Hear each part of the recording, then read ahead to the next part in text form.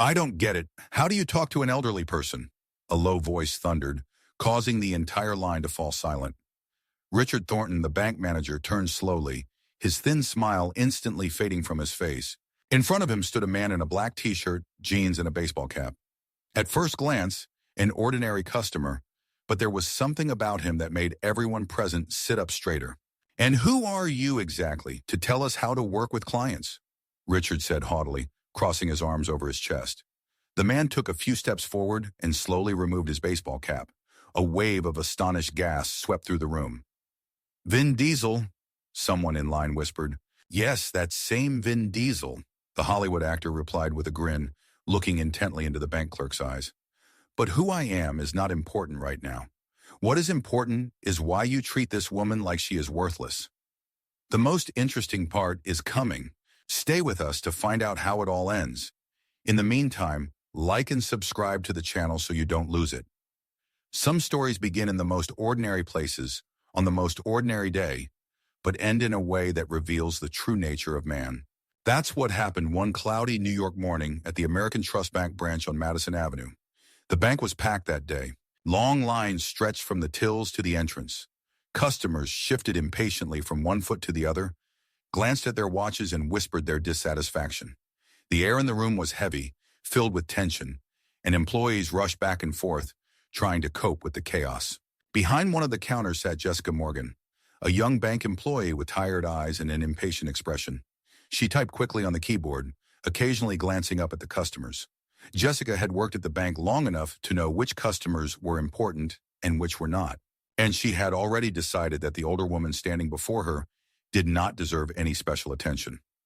Eleanor Harris, a 73-year-old retired professor of literature, stood quietly at the counter, clutching an envelope of documents tightly in her slightly trembling hands. She had always been independent, never asking anyone for favors, but today she had to come to the bank to clarify an unpleasant circumstance.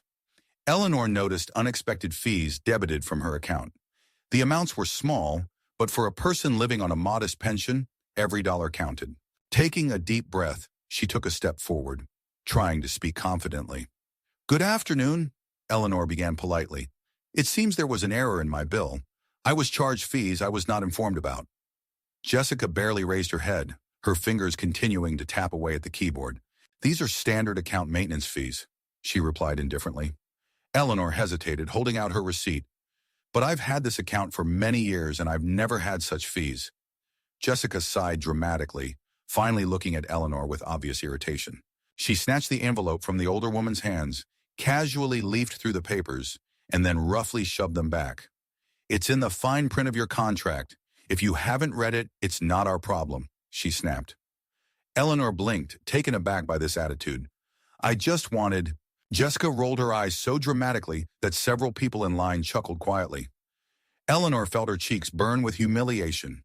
"Look," Jessica continued with exaggerated condescension, "if you want to avoid fees, you need to keep more money in the account. That's how banks work, ma'am." The public humiliation had begun. Eleanor's throat tightened. She wasn't trying to argue, she just wanted justice.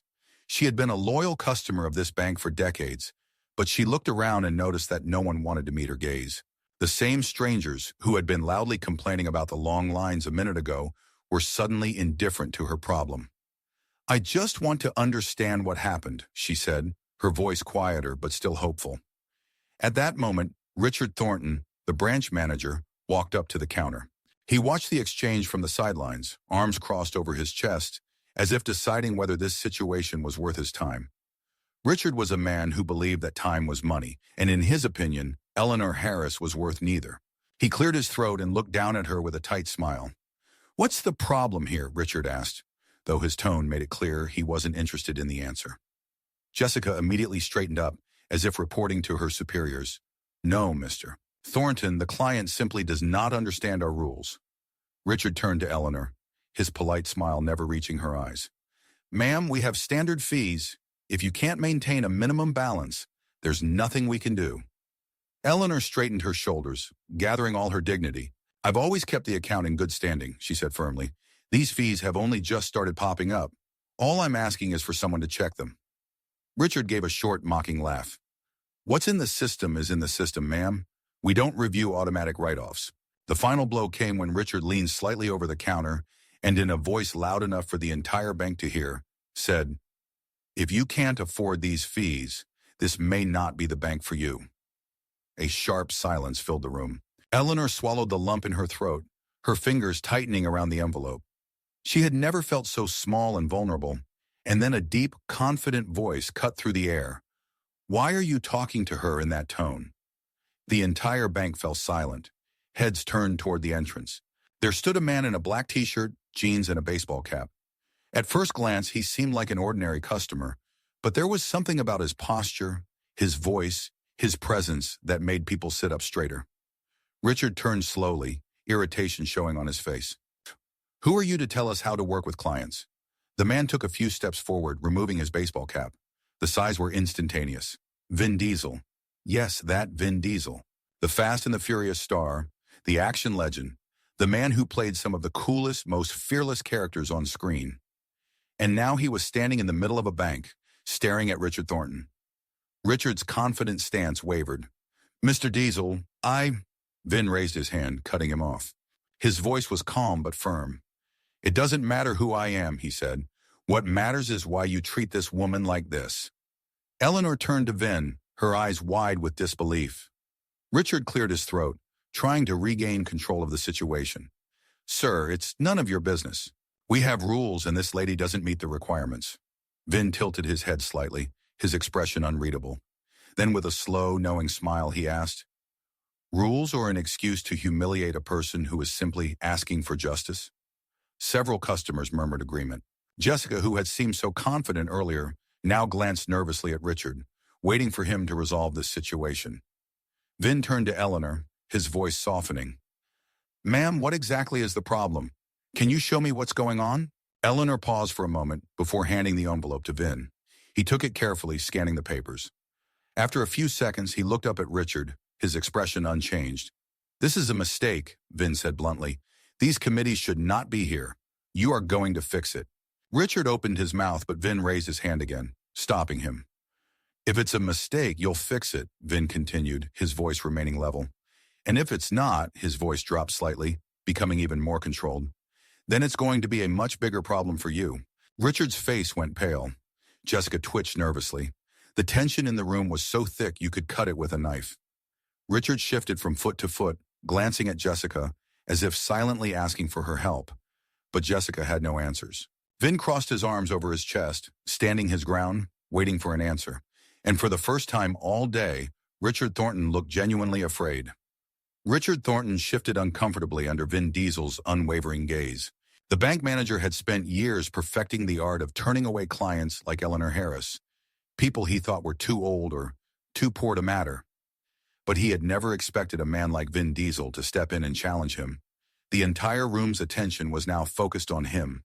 The clients who had previously ignored Eleanor's problem were now on guard, their eyes flickering from the Hollywood star to the man in the suit.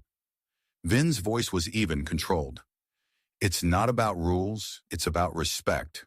He turned to Eleanor, his expression softening. "Ma'am, you said these committees didn't exist before?" Eleanor nodded slowly, still not believing this was happening. "I've had this account for over 30 years. I've never seen fees like this before. They just popped up 2 months ago." Vin turned his attention back to Richard, raising an eyebrow. 2 months ago? So tell me, why did her account fees suddenly triple? His tone was calm, but there was an edge to it that made Richard's throat tighten. Richard forced out a short laugh, trying to regain control. "Mr. Diesel, I don't think you understand how banks work. Fees are adjusted based on policies set at the corporate level. If she doesn't meet the requirements for a premium account, she's charged fees. That's how it's structured." Vin nodded, pretending to consider the explanation. "True, but tell me, Richard, do you check these commissions? Do you really check if they are correct, or do you just assume that the system is always right?" Richard paused. He knew he was walking into a trap, but there was no way out. "The system is designed to be accurate," he said carefully. Vin let out a short breath through his nose, almost amused. "So you don't check?" He glanced at the papers Eleanor had given him, flipping through them quickly. "This is what I see, Richard. A woman who has been using a bank for decades is suddenly being charged fees she was not warned about. When she asks for clarification, she is mocked and humiliated. And now you're standing here trying to tell me that this is just bank policy? Richard's face turned red, his fingers tapping nervously on his forearm. We follow the guidelines. We make no exceptions. Vin's expression hardened. That's where you're wrong. You make exceptions, just not for people like Eleanor. His voice wasn't loud, but it carried throughout the bank, making Richard feel like the walls were closing in on him. Jessica, a young employee, cleared her throat, looking even more nervous. Mr. Thornton, maybe we should just... Richard gave her a look that made her mouth snap shut. He was losing control, and he knew it. Vin, however, was only just getting started. He turned to the watching crowd. How many of you have experienced unexpected charges on your accounts in the last few months? He held up Eleanor's papers as evidence in court. At first there was silence, then a few tentative hands went up. A middle-aged man in a work uniform, a young woman holding a child, an older couple in the back of the room. More hands followed. Richard's stomach dropped. This was more serious than just Eleanor. Vin nodded slowly, looking around the room. It's not just her then. Interesting, he turned back to Richard. You might want to think carefully about what you say next. Richard swallowed. He was trapped. If he continued to ignore Eleanor, he would be ignoring half the people in the room. If he admitted his mistake, his career could be in jeopardy. Vin didn't give him time to think. Let's check something. He gestured to the computer behind the counter. Since you're so sure the system is accurate, go ahead and open an account with it. Let's look at these fees. Richard hesitated. Vin bowed his head. What's wrong? You said that everything is clear to those who pay attention? Jessica's fingers hovered over the keyboard. Richard glanced at her, but she didn't meet his eyes. She had no choice. With trembling hands, she opened Eleanor's account. The screen loaded, the numbers appearing in stark contrast to the glow of the monitor. Vin leaned forward slightly, his eyes scanning the information. A slow smile appeared on his face. Well, look at that. He tapped the screen lightly. The fees started 2 months ago, right after the bank changed its policy. And not just on her account. He turned back to the watching clients. How many of you have been using this bank for more than 5 years? Several hands went up. Vin's smile didn't disappear. And how many of you started seeing new commissions around the same time? More hands went up. The bank was completely silent, except for the sound of someone moving awkwardly in the back of the room. Vin turned back to Richard. Do you see what I'm getting at? Richard's face was pale now. Mr. Diesel, I assure you, we are not targeting specific people. Vin raised his hand, interrupting him. Not targeting? It's funny because, from what I can see, most of these new fees are hitting older customers. People who are less likely to challenge them. People who might not have the strength to fight. He exhaled sharply, shaking his head. This isn't politics, Richard. This is fraud. Richard opened his mouth and closed it again, his pulse pounding loudly in his ears. Vin took a step forward, lowering his voice. I don't like bullies, Richard, and I really don't like people who take advantage of those who deserve the most respect. He pointed at Eleanor. This woman has dedicated her life to teaching. She has molded minds, and you're telling me she doesn't deserve common decency? Richard was sweating now. He knew there was no way out of this situation. The customers were watching, the staff were watching, and worst of all, someone was filming. He noticed a young man near the front of the line holding a phone, filming the whole scene. Vin followed Richard's gaze and let out a low chuckle. Yes, that's right. It's going to go out on the web. So here's what you're going to do, Richard. You're going to cancel every single one of those commissions, not just for Eleanor, but for every client affected. And then you're going to apologize properly. Richard's jaw clenched as his career flashed before his eyes. Vin came even closer.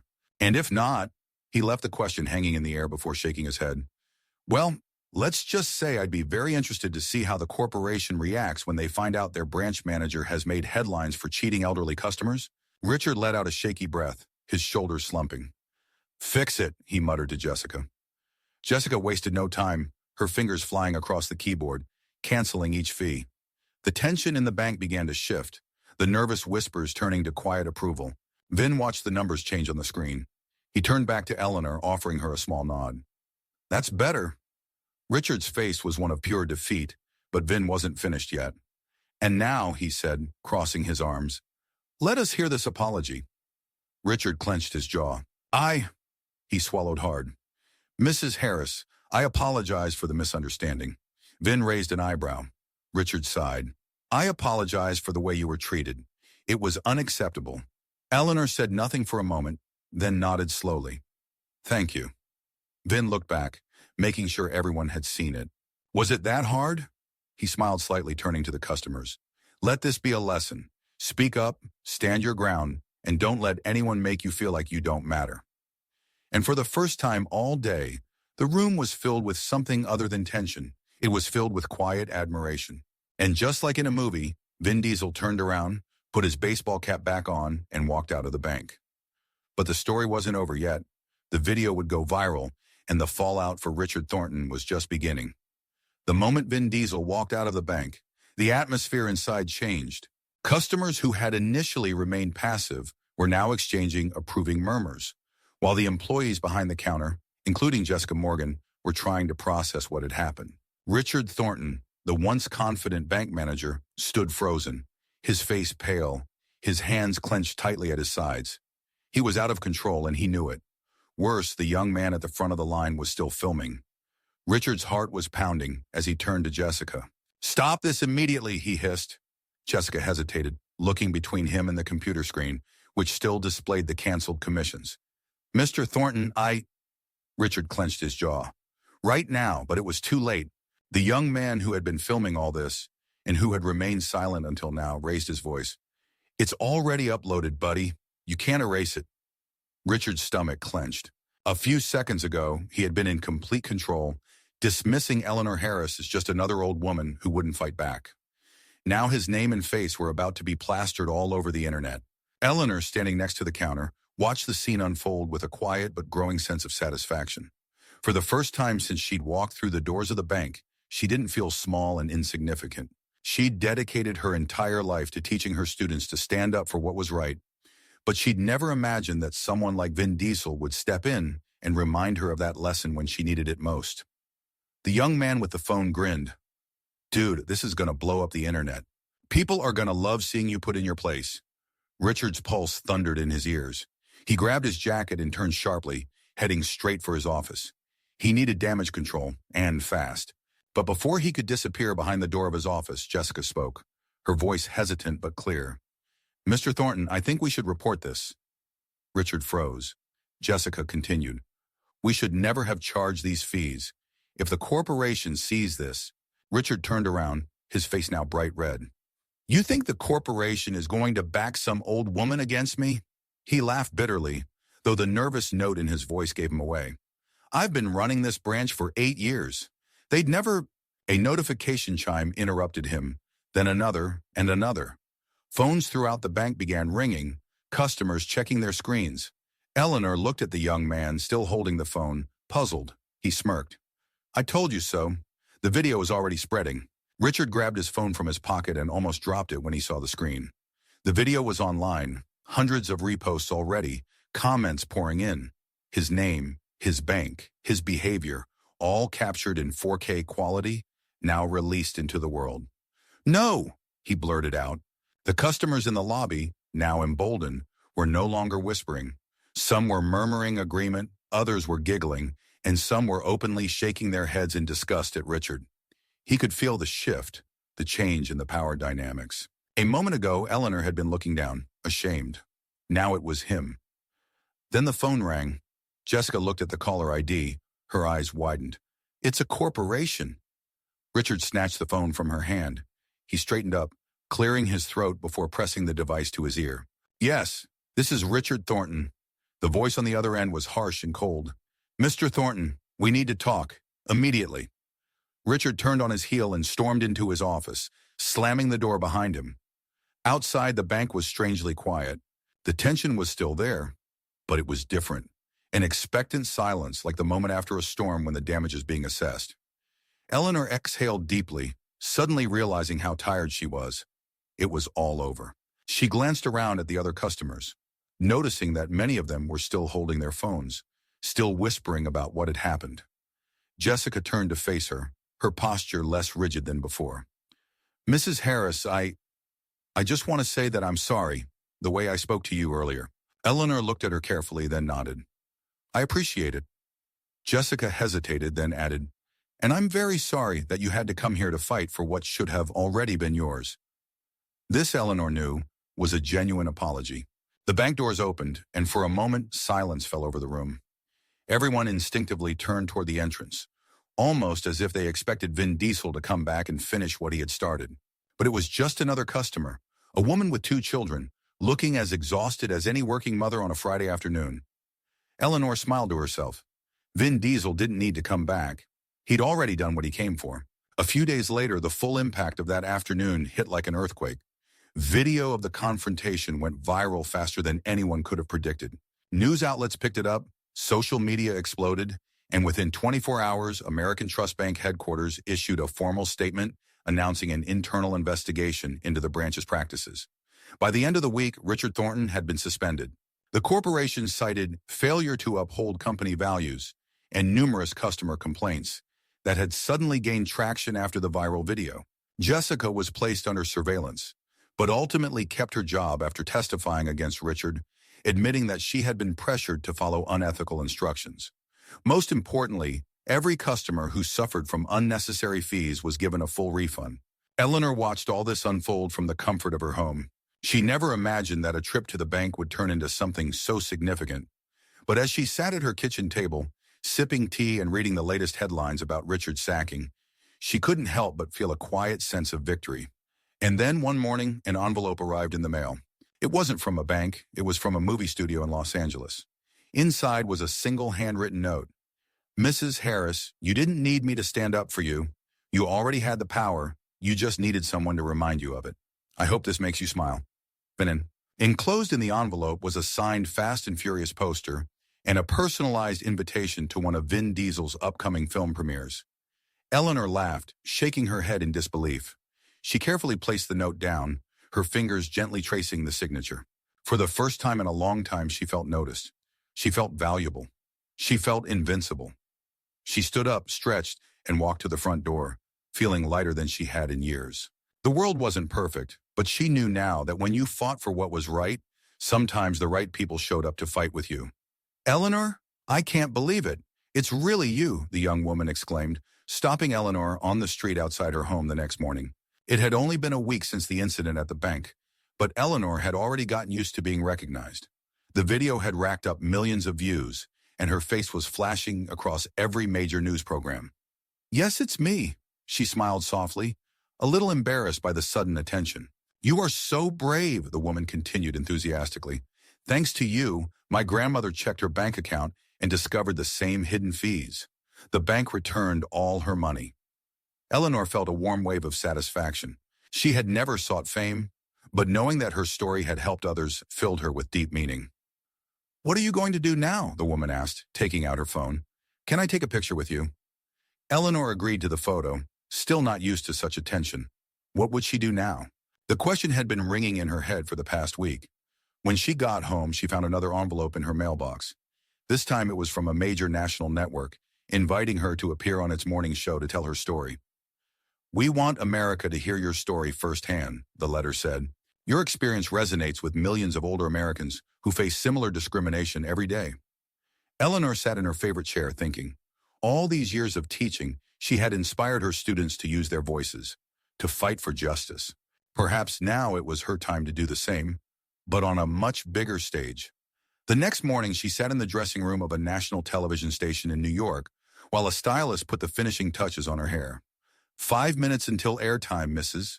Harris, the young assistant smiled, looking through the door.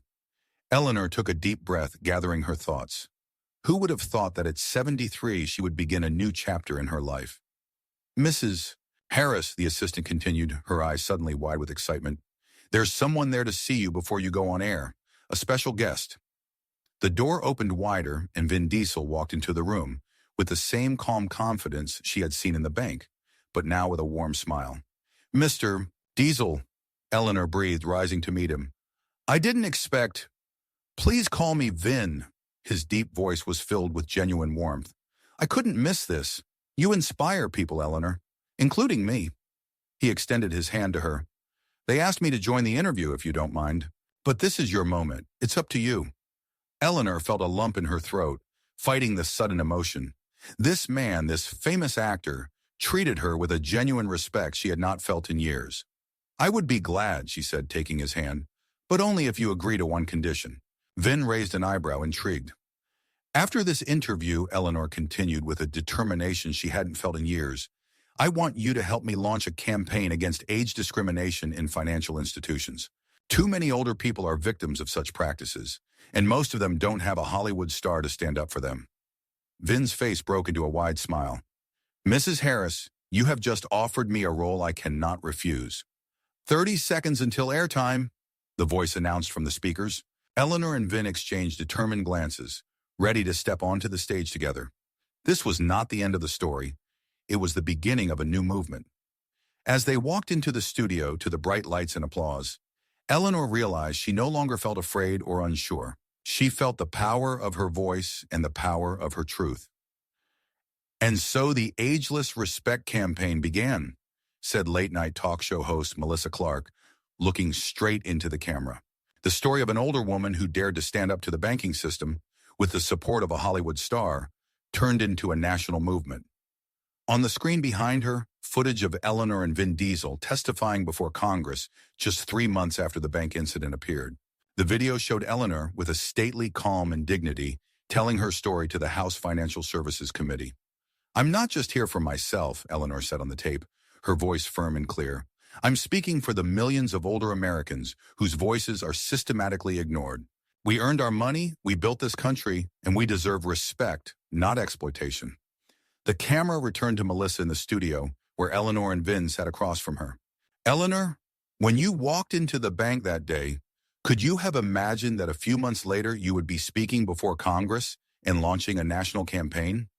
Eleanor smiled softly, her eyes glowing with an inner strength that everyone around her could now see. Never in my life, Melissa. I just wanted justice for myself. But when millions of people started sharing similar stories, I realized this was about much more than just me or one bank. Vin, Melissa turned to the actor, many people were surprised to see you championing this cause so passionately. What made you get so deeply involved in it? Vin looked at Eleanor with genuine respect before answering. My grandmother raised me to believe in respect for older people. When I saw Eleanor being humiliated that day at the bank, it wasn't a conscious decision to help. It was an instinct, something I'd been taught. But it was Eleanor who turned that moment into a movement. I'm simply following her lead. Eleanor looked at him warmly, then returned to the presenter. You know, Melissa, in the last 3 months, we have received over 50,000 messages from older Americans who have faced this kind of discrimination. These are not isolated cases. This is a systemic problem. The numbers appeared on the screen. 78% of financial institutions charge higher fees to customers over 65. Since our speech to Congress, Eleanor continued, 10 of the country's largest banks have already announced a review of their policies. This is a beginning, but not the end. Melissa leaned forward. You also launched an educational program, right? Eleanor nodded vigorously. Financial literacy for all ages. We host free workshops where seniors can learn about their rights and how to recognize and fight unfair practices. Vin generously funds this initiative. Vin shook his head. Eleanor doesn't mention that she personally conducts many of these seminars. At 73, she travels all over the country to teach people. That's real power. The camera moved closer to Eleanor, whose eyes filled with emotion. All my life, I have taught my students to be strong, to be fair. Now I just continue teaching. It's just that the audience has become a little bigger. Melissa smiled. And what about Richard Thornton, the bank manager from the viral video? Eleanor's face became serious. I don't hate him. The system encouraged his behavior, but I was told that he no longer works in banking. Does anyone know what he's doing now? Melissa asked. Vin and Eleanor exchanged glances. Funny you should ask, Vin said with a slight smile. We were recently informed that he's working in a call center, answering customer complaints. Perhaps that will give him a new perspective. Laughter swept through the studio, but Eleanor raised her hand. But you know what's more important? Jessica Morgan, the young employee who initially rejected me, reached out to me. She apologized and is now a volunteer in our program. She teaches young bankers the importance of respecting customers of all ages. Melissa nodded. It really shows that one moment can create real change. As the show neared its end, Eleanor sat up straight in her chair. I would like to say something important to everyone watching us, especially those who are older. Your age is not a disadvantage. It is a source of wisdom. Your voice matters. Never let anyone make you think differently. The studio erupted in applause. People stood up from their seats. Eleanor felt Vin's hand squeeze hers encouragingly. From a simple trip to the bank, Melissa concluded, looking into the camera, a movement was born that is changing the face of the American financial system. And it's all thanks to a woman who wasn't afraid to say, "This is wrong." As they left the studio after the show, Eleanor turned to Vin. "Do you know what the most amazing thing about all this is?" "What?" he asked, helping her put on her coat. "I'm not afraid anymore," she said simply. "All my life I was afraid of becoming invisible as I got older, afraid that my voice would lose its weight. But now I know that's not true." Vin smiled. "You were never invisible, Eleanor. You were just waiting for the right moment to shine." As they walked outside, they saw a group of elderly people waiting for them. One woman stepped forward. "Mrs. Harris, thanks to you, my bank has refunded me $3,000 in unjustified fees. You have changed my life." Another man added, "Akroyd, I finally had the courage to challenge a medical bill that was wrong. I never would have done that before your campaign." Eleanor hugged each of them. She was no longer just a pensioner who could be ignored. She had become a symbol of resistance, a voice for a generation that had gone unheard for too long. As their group moved through the New York night, Eleanor felt her heart fill with new purpose. Sometimes it only takes one moment of courage, one moment of standing up to injustice, to start a wave of change that can transform not just one life, but the lives of millions. Eleanor sat in her living room, sifting through letters from people all over the country. Over the past 6 months, since the Respect Without Age campaign began, her modest apartment had become something of a headquarters for the movement. Files filled with stories of discrimination piled on her desks, schedules of upcoming speeches and workshops hung on the walls, and her phone rarely stopped ringing. The doorbell rang, causing her to look up from her papers. It was nearly 8 o'clock, not the usual time for visiting. Approaching the door, she cautiously looked through the peephole and froze in surprise. Jessica Morgan, the former bank employee who had once treated her with such disdain, stood on the threshold. "Jessica?" Eleanor opened the door, not hiding her surprise. The young woman looked completely different than she had that day at the bank.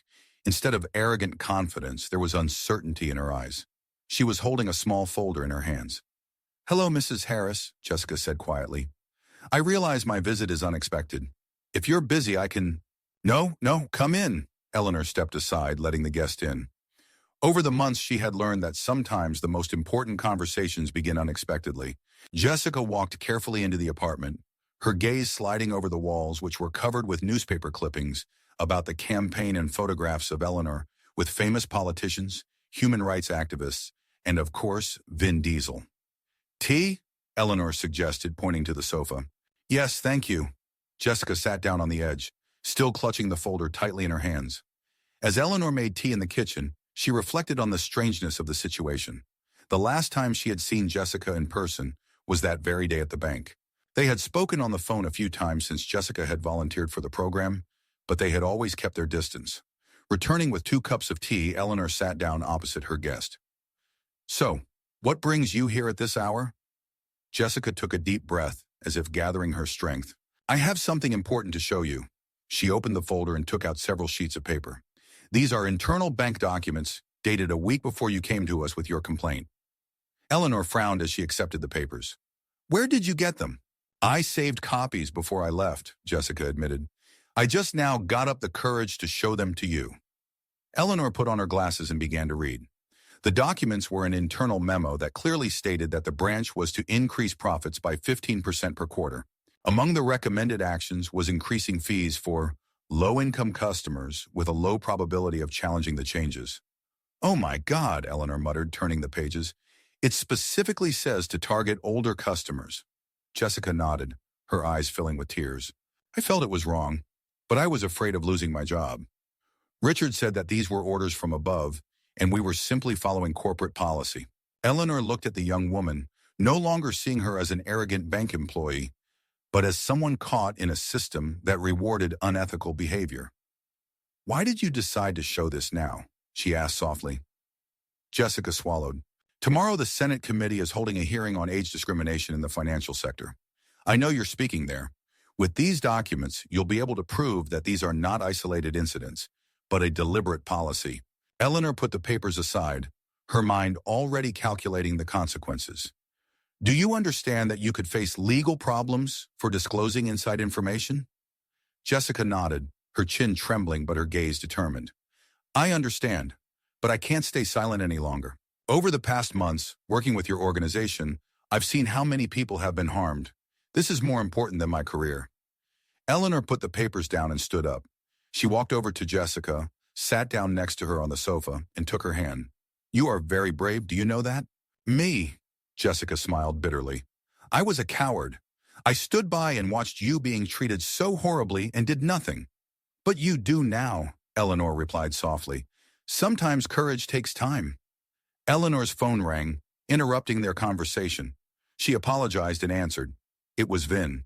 Eleanor, you're not going to believe this. He began without preamble. I just got a call from Senator Jackson's office. They've received an anonymous packet of documents showing that at least 5 of the country's largest banks have similar policies to target older customers. Tomorrow's hearing is going to be explosive. Eleanor looked at Jessica, who sat with her eyes downcast. I think I know who this anonymous source might be, she said. Vin, can you come over? I have something else you need to see. After hanging up, Eleanor turned to Jessica. Harnum, you sent the documents not only to me, right? Jessica looked up, her eyes filled with both fear and determination. It's not just your bank that's to blame. I contacted former colleagues from other institutions. We gathered evidence together. Eleanor shook her head, stunned by the scale. Do you understand what will happen after tomorrow's hearings? It could lead to a complete restructuring of banking regulations. I know, Jessica nodded, and I'm ready to speak publicly if necessary. Eleanor felt her eyes fill with tears. 6 months ago, she had been just an old woman who could be ignored. Now she stood at the center of a movement that could change the lives of millions, and she had allies at her side that she never expected to find. You know, she said, squeezing Jessica's hand, when Vin stood up for me that day, I thought it was just a happy coincidence. Now I see it was more than that. It was a moment that allowed all of us to find our voices. The doorbell rang, signaling Vin's arrival. As Eleanor rose to answer the door, she felt a surge of energy. Tomorrow they would walk into the Senate committee room with not just stories and anecdotes, but irrefutable evidence. Opening the door, she saw Vin, no longer in casual clothes like at the bank, but in a formal suit, ready for tomorrow's hearings. We have a guest, Eleanor said, letting him in, and documents that will change everything. Vin saw Jessica and stopped, recognizing her instantly. Sometime, he said with a slight smile, the most important battles are won not by those who shout the loudest, but by those who finally decide to break the silence. As the 3 of them sat together, sorting through paperwork and planning the next day, Eleanor felt a strange sense of completion. The circle was complete. From humiliation came strength. From fear, courage. From a single voice, a choir. The Senate chamber was packed to capacity. Journalists, activists, banking industry representatives, and ordinary citizens all gathered to witness what promised to be one of the most significant hearings of the year. Eleanor sat at the witness table, her gray hair neatly combed, her posture impeccable. To her right sat Vin Diesel, his usually stern face now radiating calm confidence. To her left was Jessica, pale with emotion but determined to tell the truth. Senator Jackson, chairman of the Finance Committee, rapped his gavel to call for order. We are gathered today to examine disturbing evidence of systematic discrimination against senior citizens in the U.S. banking sector. He began. The committee's first witness is Eleanor Harris, founder of the Respect Without Age movement. Eleanor carefully adjusted the microphone. She had spoken to many audiences over the months, but never before had the stakes been so high. Senators, she began, her voice clear and firm. 6 months ago, I was just one of millions of easily ignored older Americans. Today, I am here to give a voice to all those who have been made to feel invisible because of their age. The room was perfectly silent as Eleanor told her story, not just about that day at the bank, but about the thousands of stories she had heard since. Stories of older people finding unexplained fees, being snubbed, feeling powerless in the face of huge financial institutions. But today, she continued, her eyes flashing, we have more than just stories. We have evidence. Eleanor nodded, and the assistant handed out to the committee members the folders containing the documents that Jessica and her colleagues had collected and handed in. These internal memos from the country's 5 largest banks show evidence of a deliberate strategy to increase fees for customers least likely to challenge them, primarily older people. A noise swept through the room as senators began to review the documents. This is outrageous, Senator Jackson said, flipping through the pages. These banks deliberately targeted the most vulnerable citizens. The banking industry representatives sitting in the back rows began to whisper nervously. Among them, Eleanor recognized the new CEO of American Trust Bank, who had taken over from the management after the scandal. Mrs. Harris, asked another senator, what do you think needs to be done to correct this situation? Eleanor smiled. I am not a legislator, Senator, but as a teacher with 40 years of experience, I know that the most important thing is education and consequences. Banks should be required to provide transparent information about all fees in plain language. There should be tough penalties for discriminatory practices. And most importantly, senior citizens should know their rights and have accessible ways to protect them. Then Vin Diesel took the floor, his deep voice filling the room as he spoke of his involvement in the movement, of being struck by Eleanor's strength and determination, of the thousands of letters they had received from older Americans. I've played a lot of heroes in movies, he said with a slight smile. But the real heroes are people like Eleanor, who stand up for the truth even when the whole world tells them to sit quietly. Finally, it was Jessica's turn. Her voice shook as she began, but gradually gained strength as she revealed the inner workings of the banking system, how employees were encouraged to focus on high-value customers and ignore the needs of low-value customers. I was personally part of that system, she admitted, and I'm not proud of it, but today I'm here to help change it. The hearing lasted for hours. Bank representatives were called to explain the documents, but their excuses rang hollow in the face of clear evidence. By the end of the day, Senator Jackson announced that the committee would recommend a comprehensive investigation into banking practices and new legislation to protect older customers.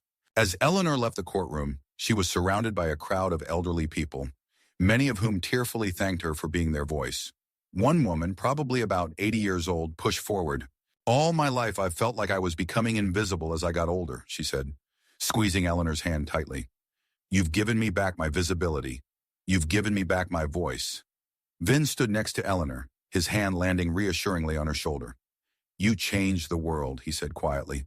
Eleanor looked at the sea of faces around her, young and old, all of whom had joined the movement she had started, almost by accident, that day at the bank.